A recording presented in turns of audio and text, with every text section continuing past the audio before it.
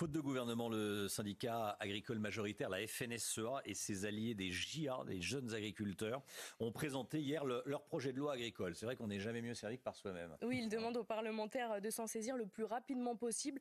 Parmi leurs propositions, l'octroi de prêts à taux préférentiels, ou encore la gratuité des vaccins pour les bêtes malades. Les précisions de Sarah Fenzari.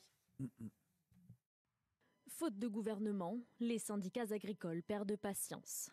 Il y a une situation économique qui est très tendue et en plus on a l'impression d'être resté au milieu du gué et que plus personne s'occupe de la profession agricole et donc il y a une vraie attente et il y a des réponses à donner à la profession agricole. À court terme, les agriculteurs réclament des mesures d'urgence pour les céréaliers affectés par de faibles rendements, avec notamment l'octroi de prêts à taux préférentiels et pour les éleveurs touchés par les maladies sanitaires, la gratuité des vaccins. Parce que la priorité des priorités aujourd'hui, c'est de redonner de la trésorerie aux agriculteurs pour pouvoir remettre en culture la prochaine récolte 2025.